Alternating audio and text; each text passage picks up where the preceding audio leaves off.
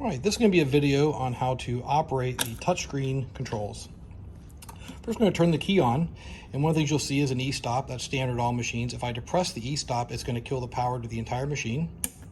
To reset the e-stop, you just twist in the direction of the arrows and the e-stop will pop back up. So the system will reboot up. You're going to see your hour meters to start with, and then there's going to be acknowledgement each time you turn the machine on that you've read the manual. So we're going to acknowledge that, and this brings us to the main operator screen.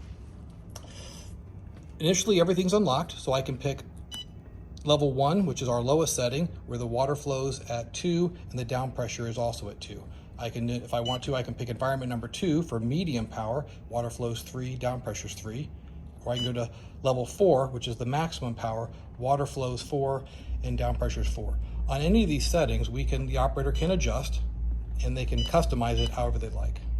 Once I go back to 2 though, it's always going to go back to those presets.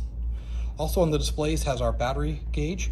These will go from green to yellow and red. When we get to the very bottom, it'll blink or you'll get an X, and that's letting you know you've got just a few more minutes to get back and recharge. It also has a number below, which is the actual voltage in the batteries. This is an area which is an icon that shows us which systems are being selected and whether they're running or not. So many of them are grayed out, and as I use my mode wheel, this is traction only. This one will give us vacuuming and scrubbing. This one is scrubbing only. This one is vacuum only.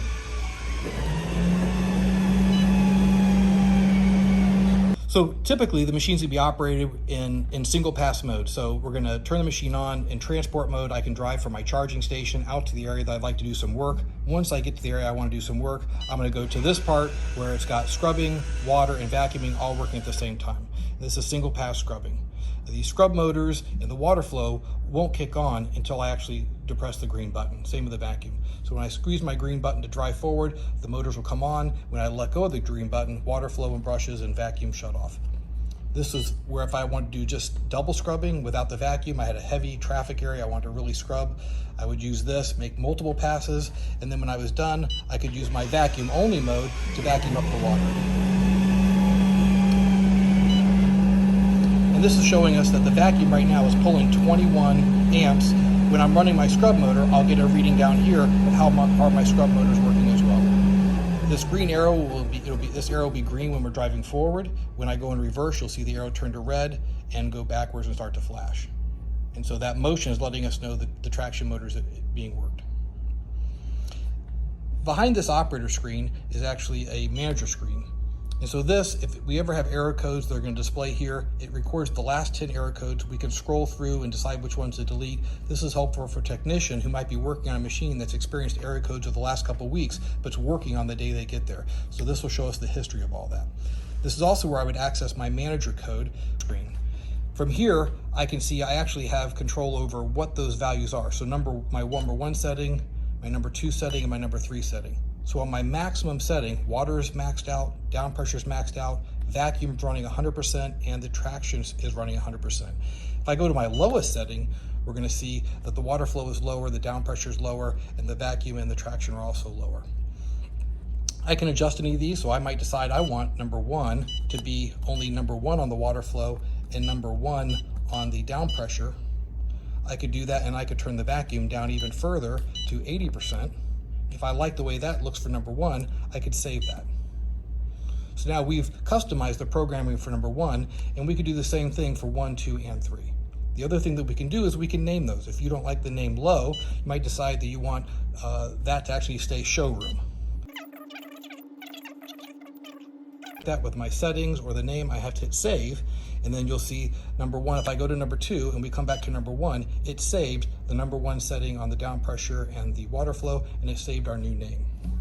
Another thing that we can do from this screen is we can lock things. So if we don't want the operator to scrub too hard, we could say number 3, which is way too powerful and maximum, I'm gonna lock that out. And now my operator only has the ability to use number 1 and number 2. So if we like the way that looks, we're gonna save that, and then we'll back out of the screen and go back to the home screen and we'll see what happens.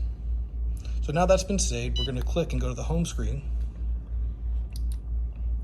and we'll see number 3 is locked out. So the operator can choose number 1, which is our lowest settings, or they can choose number 2, something in medium, and if they try to use number 3, the heavy duty setting, it's gonna give them this error code. okay?